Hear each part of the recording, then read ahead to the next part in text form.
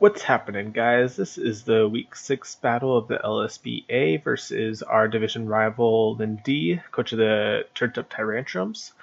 This week I'm bringing a Trick Room Regenerator Reuniculus with Trick Room, obviously, Psychic, Shadow Ball, and HP Fire. Mega Absol with Knockoff, Sucker Punch, Superpower, and Iron Tail.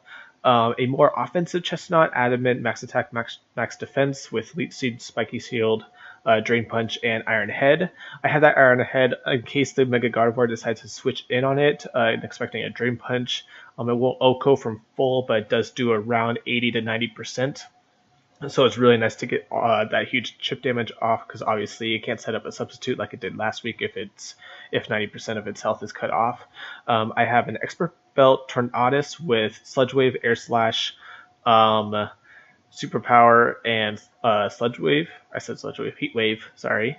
Sludge Wave is for that Mega Gardevoir. Obviously, it does not OHKO at 100%, but it does do around 80 to 90%, just like the Iron Head from Chestnut does. So if I can just get some chip damage off on that Gardevoir, Tornadus can come in, outspeed, and easily OHKO with Sludge Wave. I have a max speed Choice Band and Mamoswine to be able to outspeed that Heatran unless it is Choice Scarf, but I didn't really expect her to bring Choice Scarf Heatran, as usually Ditto is her Choice Scarfer. Rocking Earthquake, Icicle Crash, Ice Shard, and Stealth Rocks. If I can get those Stealth Rocks off, that could be potentially nice. And I'm also rocking an interesting set with Doublade. I'm rocking an Autotomized set with just enough Speed EVs, Jolly Nature to be able to outspeed that Gardevoir at +2 and OHKO with Iron Head. I also have Shadow Sneak and Sacred Sword. Sacred Sword obviously has a coverage mood. I do not have enough Speed EVs to be able to outspeed the Gengar if she had decided to bring that, so that's why I'm doing Shadow Sneak to be able to hit the Gengar before it hits us, obviously. Otherwise, I would have had a Shadow Claw. Just a quick glance over her team and team preview. It looks like she brought much the same team as she did last time. So I'm going to start off with my Mamoswine turn 1 as she leads with the Gardevoir. I know before Mega Evolving we actually speed tie, so I'm going to start off with an Earthquake here, hoping I could possibly win. But as you see, we do not with the speed tie. She's able to get that substitute off. Now here, as you saw, she obviously went for Hyper Voice, not wanting to obviously risk sacrificing another substitute. So I knew she was going to go for the Hyper Voice, and I knew Doublade could take a Hyper Voice pretty easily. However, I would not be able to take a Shadow Ball after that fact. And Doublade can be really helpful later on in the match. So I knew I kind of had to sack something off right here, and looking at her team, I decided that Mega Absol was going to be the least viable in the long run. So I decided to switch into Mega Absol to kind of sack it off here. And here I'm going to go into Tornadus T, and since we got that chip damage with the substitute, I'm going to be able to get that Sludge Wave off. The crit did not matter there at all. So obviously I know I'm not going to outspeed against a Cinccino. It is base 115 speed and we're only 111, so I'm going to go into Doublade here because I know I can take basically any hit that Cinccino wants to throw at us. As you see, Rock Blast is doing basically nothing to us, and I'm going to go for a Sacred Sword here. Either OHKO the Cinccino or get some chip damage off whatever wants to switch in. And again, kind of the same with the Mega Gardevoir. I knew nothing could really switch into a Lava Plume from Heatran. The Reuniculus possibly could, but it would have done a lot of damage, and I wanted to keep the thing as healthy as possible. So again, I kind of decided that Doublade, like the Reuniculus, was going to be the least valuable in the long run for this match, especially since the Gardevoir is now gone. So I just sack it off right here just to that Heatran, and now I'm going to go into my Mamoswine, knowing nothing wants to take a Choice Banded Earthquake, and I'm going to take that Heatran out. Now, here I have some interesting thinking. I know that Cinccino is going to go for the Bullet Seed here. I might as well play right here. Cinccino goes for Bullet Seed, and here I'm immune because of Bulletproof. Now, I know that Cinccino is going to switch out because it does not want to take a Drain Punch.